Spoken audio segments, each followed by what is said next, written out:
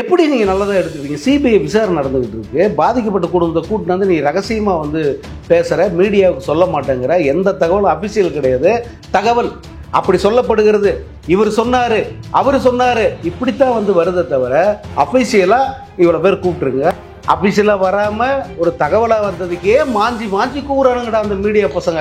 நல்லா கூவிட்டான், இன்னும் அஃபிஷியலாக சொன்னால் எவ்வளோ இப்படி ஒரு சைக்கோ மனநிலையிலிருந்து ரசிச்சுக்கிட்டு இருக்கார் விஜய் அப்படின்னு தான் பார்க்க முடியுது. ஜனநாயகனோட ஒர்க் எப்படி சார் போயிட்டு இருக்கு? ஒரு பக்கம் பாலிடிக்ஸில் ஒரு பரபரப்பாக இருந்தாலும் இந்த படம் அவருடைய கடைசி படம் கொண்டாடணும் அப்படின்னு சொல்லி ரசிகர்கள் காத்துட்டு. கடைசி படம்ன்றது அவர் சொல்லலைங்க.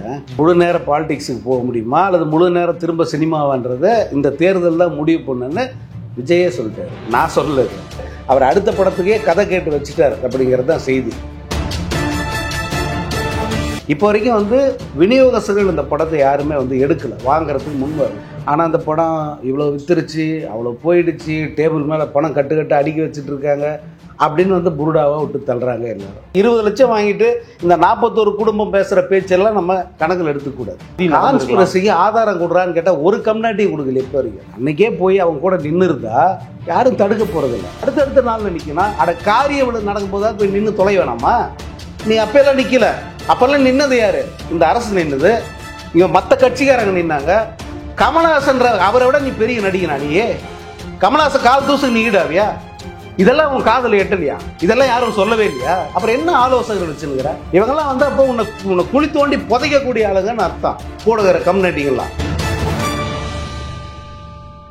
50க்கும் மேற்பட்ட உலக நாடுகளில் 100 கோடிக்கும் அதிகமான ஆகாயம் தமிழ் பார்வையாளர்களுக்கு பேரன்பும் திருநன்றி. ஆகாயம் நேயர்களுக்கு வணக்கம். மூத்த பத்திரிகையாளர் திரு சங்கர் அவர்கள் நம்ம கூட இருக்காங்க. பல்வேறு சுவாரஸ்யமான விஷயங்கள் குறித்து அவங்க கிட்ட பேச போறோம். வணக்கம் சார். வணக்கம். ஜனநாயகனோட ஒர்க் எப்படி சார் போயிட்டு இருக்கு? ஒரு பக்கம் பாலிடிக்ஸ்ல ஒரு பரபரப்பா இருந்தாலும் இந்த படம் அவருடைய கடைசி படம் கொண்டாடணும் அப்படின்னு சொல்லி ரசிகர்கள் காத்துட்டு. கடைசி படம்ன்றது அவர் சொல்லலைங்க. இல்லை, இதுக்கப்புறம் ஃபுல் டைம் பாலிடிக்ஸ்க்கு நான் வந்துடுவேன், அது எப்படி நடக்கும்ன்றது தெரியாதுல்ல. முழு நேர பாலிடிக்ஸுக்கு போக முடியுமா அல்லது முழு நேரம் திரும்ப சினிமாவான்றதை இந்த தேர்தல் தான் முடிவு பண்ணுன்னு விஜயே சொல்லிட்டாரு. நான் சொல்லலை. ஓகே, அந்த பேட்டி பார்த்தீங்களா இல்லையா? முழு நேர சினிமாவா அல்லது முழு நேர அரசியலாங்கிறத 2026 தேர்தல் முடிவுகள் சொல்லும் அப்படின்னு சொல்லிட்டாரு. ஸோ அவரே வந்து எலெக்ஷன் ரிசல்ட் வரட்டும், அதுக்கப்புறம் நம்ம ஒரு முடிவு எடுத்துக்கலாம் அப்படி தான் இருக்கார். அதனால் கடைசி படம்லாம் கிடையாது. அவர் அடுத்த படத்துக்கே கதை கேட்டு வச்சுட்டார் அப்படிங்கிறது தான் செய்தி. இந்த படத்தை பொறுத்த வரைக்கும் வந்து விநியோகஸ்தர்களுக்கு வந்து வாங்கணுன்ற ஆர்வம் இருந்தாலும் உள்ளுக்குள்ளே ஒரு பயம் இருக்குது. இந்த படத்தை வாங்கி நம்மளால் வந்து தியேட்டரில் ஒழுங்காக ரிலீஸ் பண்ண முடியுமா, திரையரங்குகள் வந்து சரியாக இதை பத்திரமாக இருக்குமா அப்படிங்கிற ஒரு பயம் இருக்குது. இன்னொன்று, அரசியல் ரீதியாக இதுக்கு ஏதாவது ப்ரெஷர் வர வாய்ப்பு இருக்கும் அப்படின்னு அவங்க எதிர்பார்க்குறாங்க. அப்படி வர வாய்ப்பு இல்லை. இந்த அரசாங்கம் அதை கண்டிப்பாக செய்யாது. நிச்சயமாக எந்த குறுக்கீடும் இல்லாமல் தான் வந்து இந்த படத்தை ரிலீஸ் பண்ண விடுவாங்க. இப்போ சொன்ன தேதியில் படத்தை எக்ஸ்பெக்ட் பண்ணலாமா சார்? ஆமாம், அரசு தரப்புலேருந்து எந்த விதமான சின்ன குறுக்கீடு கூட வராதுங்க. 100% நான் அடித்து சொல்கிறேன். ஏன்னா நீங்கள் இப்போ இந்த 2 நாள் முன்னாடி நடந்த கூத்துக்கள் எல்லாம் பார்த்துருப்பீங்க.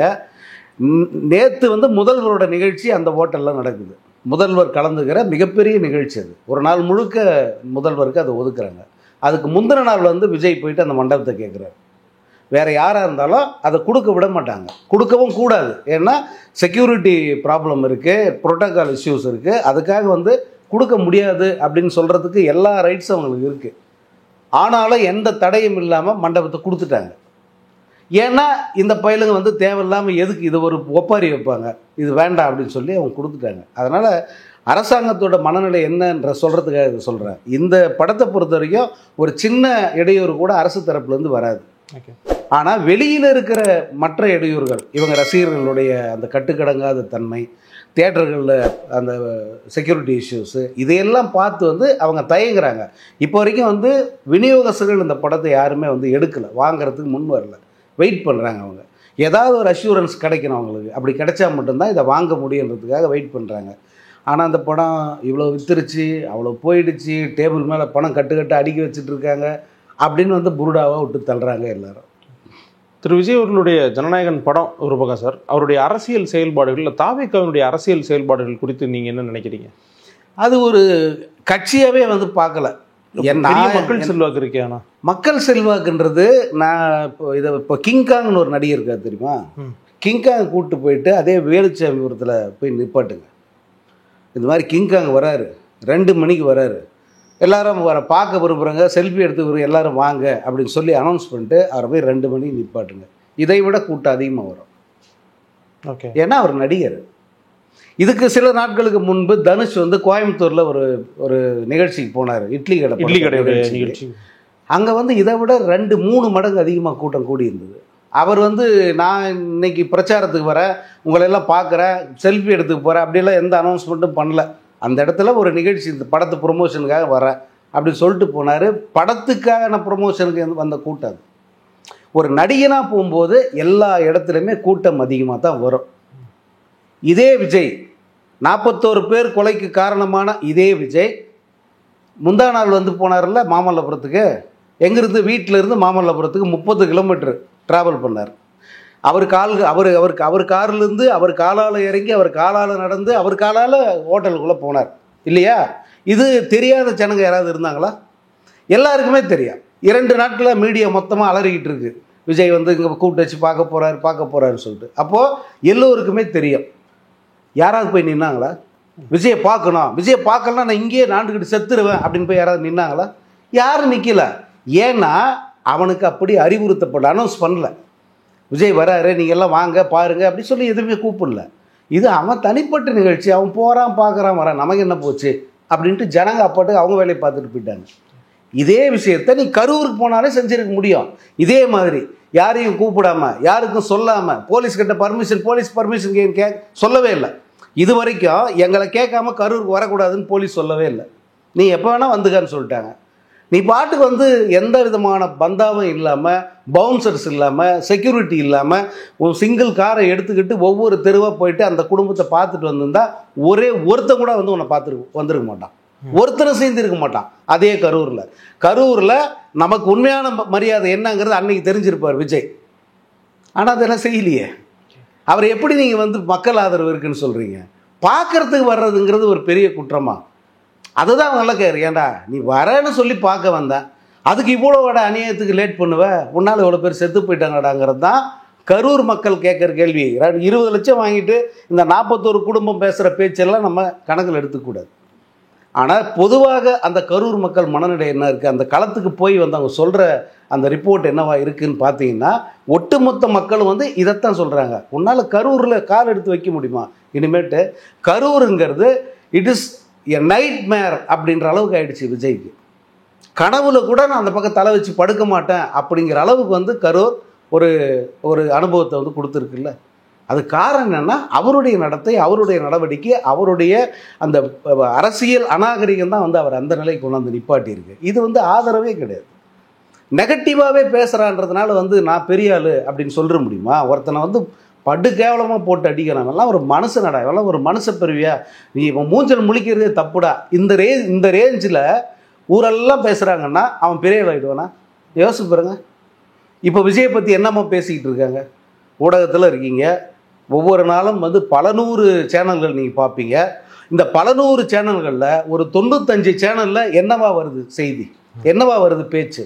அங்கே பேசுகிற பேச்சாளர்கள் விஜயை என்ன ஒரு மனநிலையில் பேசுகிறாங்க, என்ன வார்த்தையை பயன்படுத்துகிறாங்க?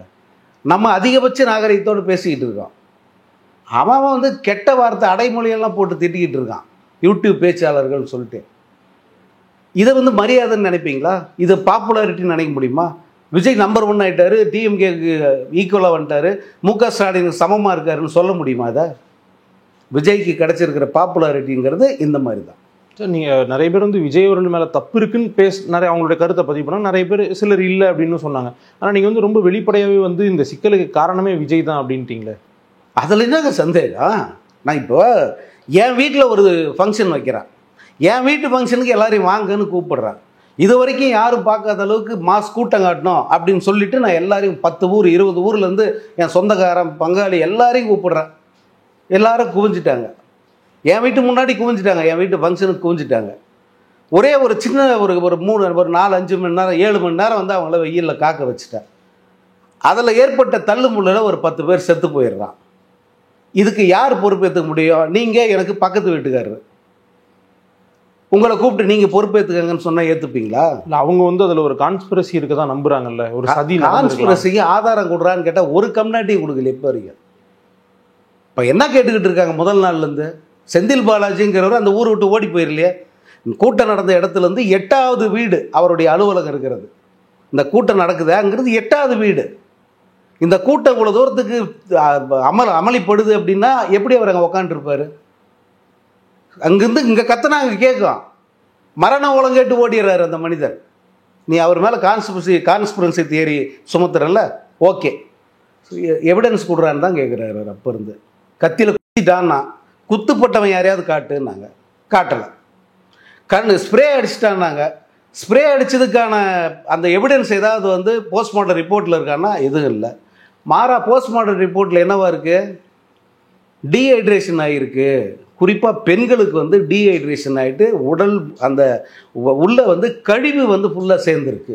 மலமும் சிறுநீரும் மொத்தமாக வந்து சேர்ந்து அங்கே விழுந்து அங்கே நசுக்குனாங்கல்ல, அதில் வெளியே இருக்குது. இது வந்து போஸ்ட்மார்ட்டம் ரிப்போர்ட்டு, போய் எடுத்து பாருங்கள். இங்கே எங்கே ஸ்ப்ரே அடித்தது வந்தது, எங்கே கத்தியில் குத்திட்டாங்க, எங்கே வந்து கல்லால் அடிச்சிட்டாங்க, இதுக்கெல்லாம் எவிடன்ஸ் கொடுப்பா அப்படின்னு தான் கேட்குறாங்க. இன்னொன்று, அங்கே இருந்த கூட்டம் அங்கே எப்படி அவங்க பிதுங்கிட்டு இருந்தாங்க நீங்கள் பார்த்தீங்க. இதில் வந்து புதுசாக திமுககாரன் உள்ளே போயிட்டு அங்கே கான்ஸ்பிரசி பண்ணுவானா, கல்லால் அடிப்பானா, ஸ்ப்ரே அடிப்பானா? அவங்கெல்லாம் சும்மா இருப்பாங்களா? யோசிச்சு பாருங்கள், இது எவ்வளோ பெரிய அபத்தமான குற்றச்சாட்டு. இது எப்பயுமே வந்து இவங்களுக்கு பொய்யை தவிர வேறு எதுவுமே சொல்ல தெரியாது அப்படிங்கிறது இது ஒரு உதாரணம்.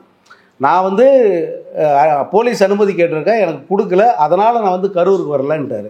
போலீஸை கேட்டால் அவங்க அனுமதியும் கேட்கல, அனுமதி கேட்க வேண்டிய அவசியமும் இல்லைன்ட்டார். எஸ்பி சொல்கிறார், ஒரு மாவட்ட காவல் கண்காணிப்பாளர் சொல்கிறாரு, கரூருக்கு வர்றது என்கிட்ட அனுமதி கேட்க வேண்டிய அவசியம் இல்லைங்க. ஏதாவது கூட்டம் பப்ளிக் ஏதாவது நடத்தினா தான் அனுமதி கேட்கணும்.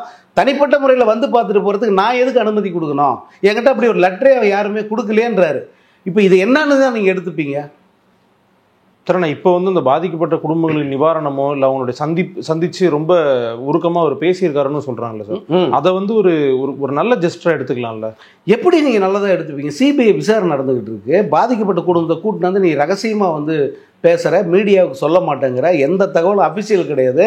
தகவல் அப்படி சொல்லப்படுகிறது, இவர் சொன்னார், அவர் சொன்னார், இப்படித்தான் வந்து வருதை தவிர அஃபிஷியலாக இவ்வளோ பேர் கூப்பிட்ருங்க, இவங்ககிட்ட பேசியிருக்க, ஆறுதல் சொல்லி அனுப்புனேன், இனி அவங்க கூட நான் நிற்பேன், எந்த இருந்தாலும் வந்து இனி அவங்க என்னை காண்டாக்ட், ஏதாவது இந்த மாதிரி ஒரு வார்த்தை அந்த கட்சியினுடைய தலைவர்லேருந்து கடைசியில் இருக்கான ஒரு கடைக்குட்டி நிர்வாகி அது வரைக்கும் யாராவது வந்து இப்படி ஏதாவது அனௌன்ஸ் பண்ணாங்களா? யோசிச்சு பாருங்க. ஒரு கட்சின்னா அதுக்குன்னு ஒரு கட்டமைப்பு இருக்குது, அதுக்குன்னு ஒரு முறை இருக்குது. அதில் ஏதாவது வந்து இது அடங்குதா? இதை எப்படி நீங்கள் அரசியல் கட்சின்னு எடுத்துப்பீங்க? இவங்களை எப்படி நிர்வாகிகள்னு எடுத்துப்பீங்க? இதுக்கு எதுக்குமே வந்து அவங்க கட்டுப்படலையாங்க, இதுக்குள்ளே எதுலையுமே வரலையே அவங்க.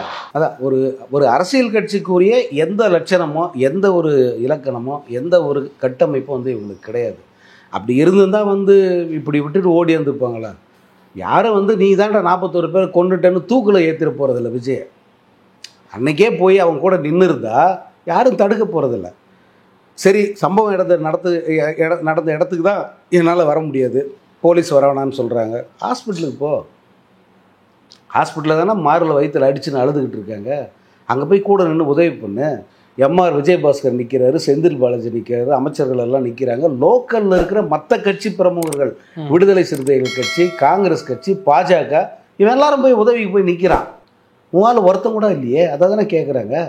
ஏன்னா இந்த மாவட்டத்துக்குன்னு 4 மாவட்ட செயலாளர்கள் இருக்கு. நான் இந்த மாவட்டத்துக்கு கரூர் மாவட்டத்துக்கு இவன் யாரானா அவன் மாவட்ட செயலாளர், இவன் யாரானா அவனும் மாவட்ட செயலாளர், இவன் அவனும் 4 மாவட்ட செயலாளர் போட்டு வைக்கிறான் ஒரு மாவட்டத்துக்கும். எங்கே போனாங்க அந்த 4 பேரும்? அப்புறம் அதுக்கு கீழே வந்து இணை செயலாளர், துணை செயலாளர், வட்ட செயலாளர், சதுர செயலாளர், ஏகப்பட்ட செயலாளர் இருப்பான்ல. ஆதவர்ஜுனா அவர்கள் வந்து என்ன சொல்றாருன்னா, நாங்கள் வந்து பெரிய மக்கள் செல்வாக்கு இருந்தாலும் ஒரு புது கட்சி, எங்கான பார்ட்டி, ஸோ நாங்கள் வந்து எப்படி ரியாக்ட் பண்ணுறதுன்னு தெரியல அப்படின்னு. அது வந்து அது எடுபடாத வாதம், அதை பேசவே கூடாது. இதையெல்லாம் ஃபேஸ் பண்ணால் எனக்கு தைரியம் இருக்குன்னு நம்பினா மட்டும்தான் அரசியல் வந்து நிற்கணும். இல்லை இந்த மாதிரி நடந்தால் என்ன பண்ணுறதுன்னு எனக்கு தெரியாதுன்ற மனநிலை இருந்தால் வரவே தகுதி இல்லாத ஆட்கள் இவங்கெல்லாம். யோசிச்சு பாருங்க, அப்படி சொல்லிட்டு ஒருத்தர் களத்தில் வந்து நிற்கலாமா? இவனால் தான் இப்போது ஒருத்தர் 2 பேரே பெரிய விஷயம்தான். முதல் மாநாட்டிலே வந்து இவன் 5-6 பேரை வந்து செஞ்சுட்டாங்க. அதையே வந்து சீரியஸாக எடுத்து பார்த்துருக்கணும், அரசும் அதை செய்யலை. ஊடகங்களும் கூட வந்து அது ஏதோ விஜயோட வீர பராக்கிரமத்தில் ஒன்று நினச்சிக்கிட்டு கம்முன்னு கடந்து போயிட்டாங்க. அடுத்த மாநாட்டில் 2 பேர் மாநாட்டு செத்தாங்க. 2 பேர் மாநாட்டுக்கு முன்னே மாநாட்டு வேலையை செய்யும்போது செத்தாங்க. அந்த மின்சாரம் தாக்கி செத்த பையன், போஸ்டர் ஓட்டும்போது செத்த பையன், அவங்கெல்லாம் அதையும் வந்து கண்டுக்காம விட்டாங்க. அதனால் அதனுடைய விளைவு என்னன்னா, அந்த 41 பேர் மரணங்கிறது இவங்களுக்கு ஒரு சாதாரண விஷயமா தெரியுது அவங்களுக்கு. ஆனால் இன்னைக்கு வந்து ஒரு 28 பேர் கொண்ட குழு ஒன்று அமைச்சிருக்காங்க. அடுத்த கட்டத்தை நோக்கி நகர்ந்துட்டு தானே இருக்காங்க அவங்க. இது வந்து 30 நாள் வந்து மரணப்படுக்கையில் கிடந்தது இல்லை அவங்க கட்சி. 30 நாள் காணாமல் போயிருந்தாங்கல்ல. 30 நாள் விஜய் தலை குப்புற கவிழ்ந்துட்டு உட்காந்துருந்தார்ல, அந்த நாள்லேயே இதை செஞ்சுருக்கிறோம். செத்து போன அவங்களுக்கு தான் துக்கம்.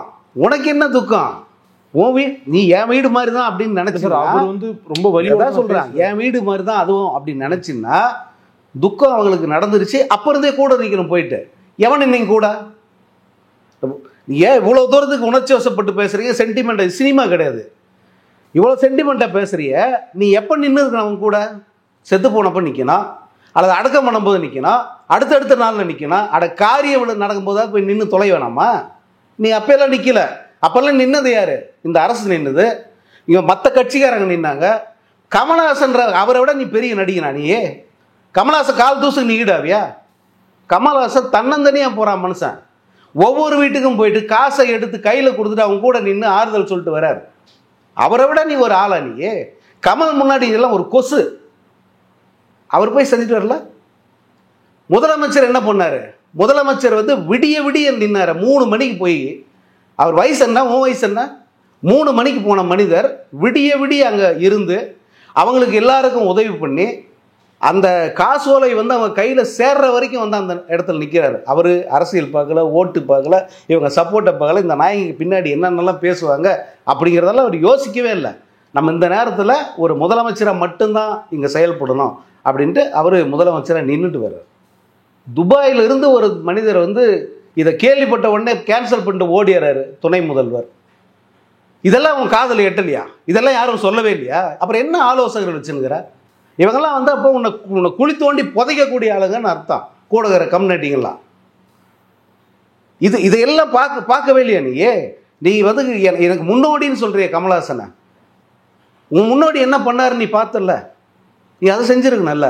3வது நாள் போய் கமல் செய்கிறாரு. அதே 3வது நாள் 3 நாள் நான் துக்கத்தில் இருந்தேங்க, இந்த வீடியோ வெளியிட்டேன், நான் வந்துட்டேன், நான் நிற்கிறவங்க கூட கடைசி வரைக்கும் என்ன இருந்தாலும் நான் உங்களுக்கு நிற்கிறேன். இதை சொல்ல வேண்டியது எப்போ? அப்போ சொல்லணும். இப்போ வரைக்கும் வந்து அந்த சினிமா வசனத்தை கூட இப்போ வரைக்கும் அவர் ஓப்பனாக பேசலை. கேள்விப்படுறோம், தகவல் அப்படி வந்தது, கதறி கதறி விழுந்து காலில் விழுந்து அழுதாரு, தகவல் தான் வந்தது. ஏதாவது வந்து அபிஷியலாக வந்ததா? அபிஷியலாக வராமல் ஒரு தகவலாக வந்ததுக்கே மாஞ்சி மாஞ்சி கூவுறானுங்கடா அந்த மீடியா பசங்க. நல்லா கூவிட்டோம். இன்னும் அபிஷியலாக சொன்னால் எவ்வளோ இப்படி ஒரு சைக்கோ மனநிலையிலிருந்து ரசிச்சுக்கிட்டு இருக்கார் விஜய் அப்படின்னு தான் பார்க்க முடியுது. ஏன்னா நார்மலாக இருக்கிற யாராக இருந்தாலும் இதுக்கு ரியாக்ட் பண்ணிப்பாங்க. இவன் ரியாக்டும் பண்ணலை, அஃபிஷியலாக தகவலும் சொல்ல, மீடியாவுக்கு எந்த செய்தியும் கொடுக்கல. ஏன்னா இது வந்து ஒரு எவிடன்ஸ் ஆகிடக்கூடாது. இப்போ வரைக்கும் வந்து வெளிப்படையாக கிளைம் பண்ண மாட்டாங்கிறான், நான் தான் இதுக்கு பொறுப்புன்னு சொல்ல மாட்டேங்கிறான். இன்னொரு பக்கம் இந்த உதவியை கூட வெளிப்படையாக செஞ்சுட்டா அது ரெக்கார்ட் ஆகிடும், அது அஃபிஷியல் ஆகிடும். அப்போ நீ தானே பொறுப்பு, உன்னால் செத்தாங்க நீ தானே காசு கொடுக்குற அப்படி கேட்டுருவாங்கல்ல.